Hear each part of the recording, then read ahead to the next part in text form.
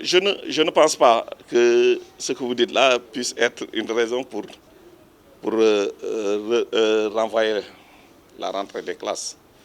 Une dette dans les universités due aux restaurateurs, c'est quelque chose que nous connaissons. Moi, j'ai été directeur de centre d'œuvres universitaires avec les repreneurs des restaurants, c'est comme ça qu'on les appelle. Nous avons un gentleman agreement qui consiste à chaque fois de trouver les moyens de faire fonctionner les restaurants. Je pense que ce dispositif-là a fait ses preuves. Maintenant, effectivement, la pression est très forte dans nos restaurants. On est le 2 aujourd'hui. Non, non, les instances, là où on a, c'est le déroulement normal de l'année. Les instances académiques se réunissent et décident d'une réorganisation. Les instances analysent globalement la situation. En analysant la situation, ils considèrent qu'ils peuvent, s'ils renvoient et qu'ils reprennent, cela veut dire qu'ils peuvent terminer. Et un réaménagement d'un calendrier, des emplois du temps, c'est quelque chose que ces instances savent faire normalement. Pour comprendre les choses, je voudrais, comparaison n'est pas raison, mais vraiment parler de quelques pays. Il y a un pays africain qui fait 2 fois notre population, 2 fois et demi, et qui a beaucoup plus de moyens que le nôtre. Dans leur capitale, il y a 2 universités. Dans l'une des universités, il y a 80 000 étudiants. Cela veut dire que c'est une université identique à celle de l'université Cheikh Anta Diop.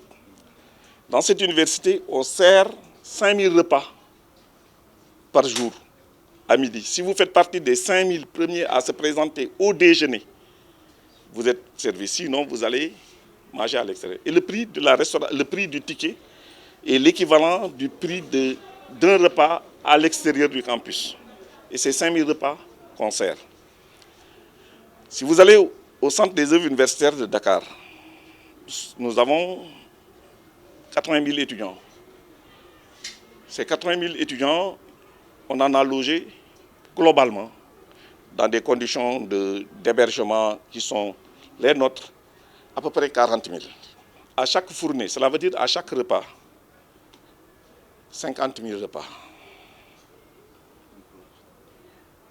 À chaque fournée, cela veut dire au petit déjeuner, 50 000 repas. Au déjeuner, 50 000 repas. Au dîner, 50 000 repas. Cela veut dire qu'on ne peut pas nous comparer avec ce pays. Cela veut dire que, si vous voulez, nous servons 30 fois plus de repas que dans ce pays à nos étudiants. Mais nous, le prix modérateur est de 50 francs au petit déjeuner et 100 francs au déjeuner et au dîner. Alors que le repas que nous servons coûte à l'État du Sénégal entre 900 et 1100 francs.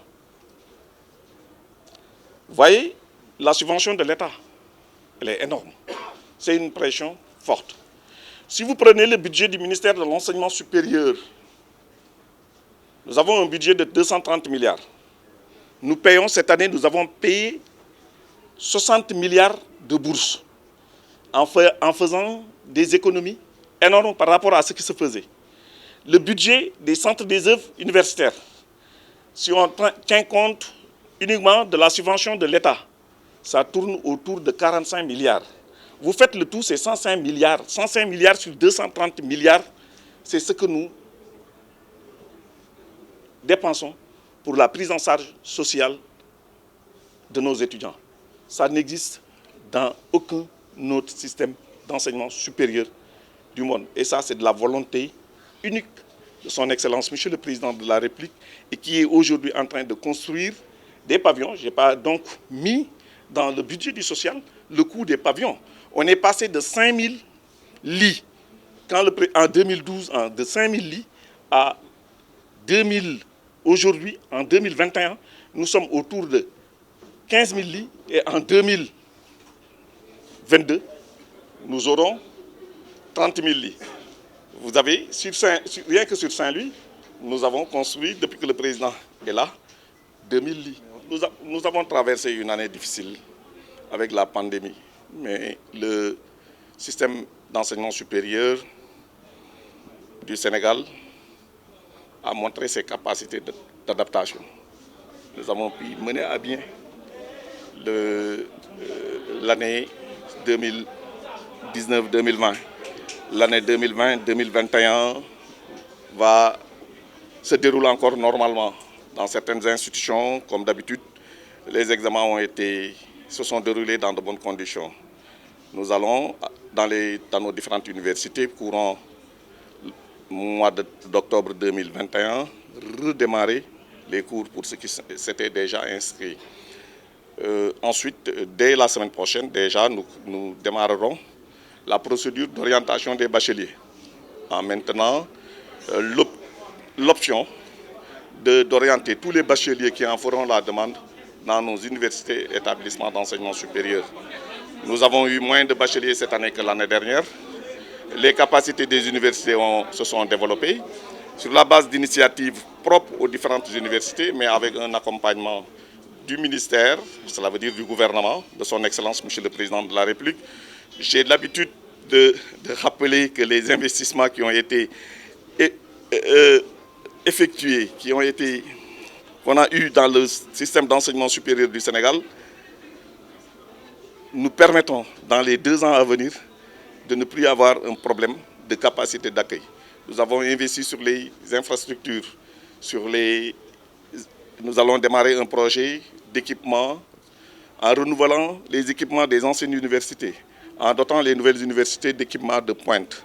Nous allons réceptionner courant 2022 à peu près 15 000 lits pour nos étudiants.